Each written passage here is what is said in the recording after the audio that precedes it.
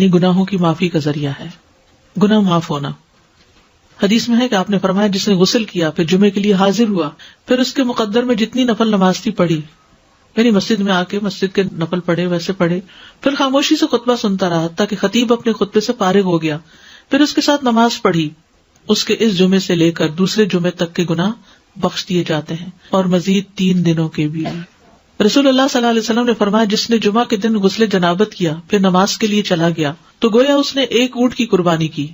اور جو شخص دوسری گھڑی میں چلا تو گویا اس نے 1 گائے کی قربانی کی، اور جو تیسری گھڑی میں چلا تو گویا اس نے 1 سینگ والے دمبے کی قربانی کی، اور جو چوتھی گھڑی میں چلا تو گویا اس نے 1 مرغی کی قربانی کی، جو 5ویں گھڑی میں چلا تو گویا اس نے 1 انڈا اللہ کی راہ میں دیا۔ اور جب امام خطبے کے لیے نکل جاتا ہے تو فرشتے ذکر سننے کے لیے حاضر ہو جاتے ہیں، یعنی وہ لکھنا بند کر دیتے ہیں۔ یہ ایکسٹرا ریوارڈ ہے نماز وغیرہ کے علاوہ، صرف جلدی جانے کا ریوارڈ ہے فرشتوں کا حاضری لگانا، کیونکہ فرشتے یہ حاضری لگاتے رہتے ہیں۔ جب امام خطبے کے لیے نکل جاتا ہے تو وہ اپنے دفتر لپیٹ دیتے ہیں اور ذکر کو یعنی خطبے کو غور سے سننے لگتے ہیں۔ جمعے کے لیے جانے والے قدموں کے لیے خوشخبری۔ ابایہ بن رفاعہ کہتے ہیں کہ میں جمعہ کے لیے جا رہا تھا کہ راستے میں ابو ابس رضی اللہ عنہ سے میری ملاقات ہوئی تو انہوں نے کہا کہ میں نے نبی صلی اللہ علیہ وسلم کو فرماتے ہوئے سنا کہ جس کے دونوں قدم اللہ کی راہ میں غبار آلود ہو گئے اللہ اسے دوزخ پر حرام کر دے گا۔ ہر قدم پر 1 سال کے روزے اور قیام کا ثواب، ہر قدم پر کتنا بڑا اجر و ثواب ہے۔ جس نے جمعہ کے دن غسل کیا اور کرایا، اول وقت میں آیا،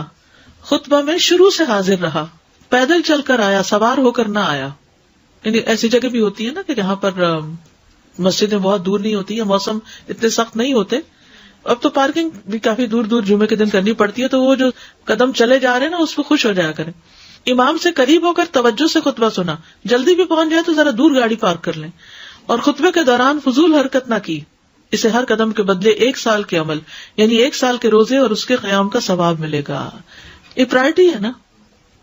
اس کے اوپر کئی چیزیں اور چھوڑنی پڑتی تب آپ اس کو پورا کر پاتے ہیں، ورنہ تو آپ لیٹ ہو جاتے ہیں، کبھی رش میں پھنس جاتے ہیں، کبھی پارکنگ نہیں ملتی تو وہ 1 رکعت بھی نکل جاتی ہے، کبھی آپ دروازے سے باہر نماز پڑھ رہے ہوتے ہیں،